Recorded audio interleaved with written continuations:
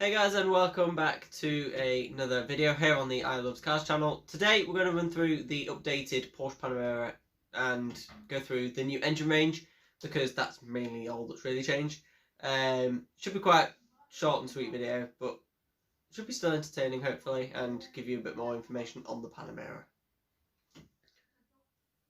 Hey guys, and welcome back to another car review, and today it's going to be the lovely brand new Porsche Panamera.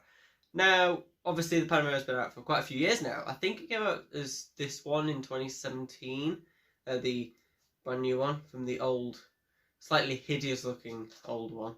But for 2020, late 2020 obviously, it's had a bit of a refresh. Now that includes a tiny bit of a facelift. There's a bit more going on inside, but not much.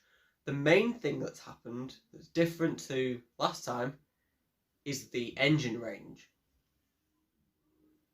So on the previous Panamera, the range started with the basic Panamera 4. Now the Panamera 4 has a 3-litre V6. I think it's a single turbo or a twin turbo, not a very big engine. Only has 325 horsepower. Then it stepped up to the 2.9-litre twin turbo V6 that you can find in the RS4 Audi, for example, and other Porsches and stuff. That has 434 brake horsepower, a bit more.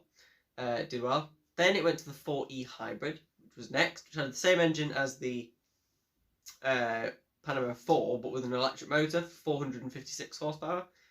Then you went up to the GTS with a 4-litre twin-turbo V8 with 453 horsepower. 453. No, it was. Yeah, it was. Yeah, it was. And then you went up to the Turbo with 542 horsepower of the same engine. And finally the Turbo SE Hybrid with the same engine as the GTS and Panamera Turbo, but with 671 horsepower thanks to the addition of an electric motor. However, the new range has been adjusted slightly. Obviously the Panamera looks pretty much visually exactly the same, and the Sport Turismo is still with us, thankfully, because the Sport Turismo is actually better than the normal one, because it's an estate version of any car is better because it's more practical. But it's no slower either. So the current range starts off again with the Panamera 4 with its 3-litre turbo V6, 325 horsepower. But then things start to get a little bit different. Originally in 2017, you could buy the 4S diesel. Now that had a, I think it was a V8 diesel, fully a V8 diesel twin turbo that featured in the Audi SQ7 with 416 horsepower. That was then axed before 2019 because obviously Porsche wanted to go diesel free. That isn't back, but that's an example of one of the engines that had already gone.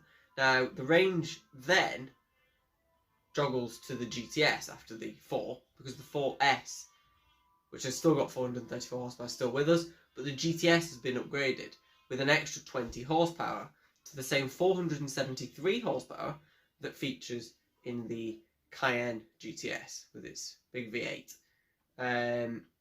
Which is obviously an extra 20 horsepower means that the top speed has risen from 181 for the Saloon to 186, and from 179 for the Sport Turismo to 181. So, increase in power. The performance, well, the Z60's gone down to just below 4 seconds from 4.1, so it's now standing at 3.9 for the GTS. Next is the 4SE Hybrid, which now has more power than the old turbo. That's 552 horsepower. The 4SE Hybrid features the same 2.9-litre twin-turbo V6 as the 4S. However, now the electric motor has been tuned right up, so you can get a combined 552 horsepower, which means in the Saloon, top speed is 185 and Z66 3.7 seconds, with the Sport Turismo Estate maxing at 180 miles an hour with the same Z60 time, which is very, very fast now. The turbo has gone. There's no turbo anymore. So the next is the Turbo SE Hybrid. Obviously, same as the old one, 671 horsepower, twin turbo V8. But now there's a brand new flagship, the Turbo S. This is not a hybrid, this is just the Turbo S, which replaces the old Turbo. This has less power than the Turbo S, obviously, Turbo SE hybrid, but the hybrid, obviously, due to power loss, is not as fast. And yeah, the Turbo S is very, very, very, very fast. So the 4-litre twin-turbo V8 in the Turbo S now shoves out 621 brake horsepower, which is obviously a lot, pushing the Turbo S and its estate Sport Turismo and with the Saloon to a top speed of 196 miles per hour, which means it's very close to the 200 mark. 0 to 60, 3.1 seconds. 3.1. Now, in Porsche terms, that's about 2.7, because Porsche are obviously always wrong with their figures. They always quote more than what it is, which means this is a saloon car with a petrol engine that can do 0 to 60 in under 3 seconds. Easily under 3 seconds. What the hell? So, they've obviously adjusted the range. And now it goes Turbo S, Turbo SE Hybrid, 4SE Hybrid, 4S, GTS 4S 4. As it did before, the old 4E Hybrid and Turbo I think have now gone, which is unfortunate. But I think you can still buy them, so the whole range will be on screen now for you, of what you can currently buy and the specs next to them. So obviously the Panamera has been fully updated and still remains one of the fastest and most hardcore saloons on the planet. We don't really need to run through the interior and equipment and stuff, because obviously that's already been done before and it's just a Porsche Panamera.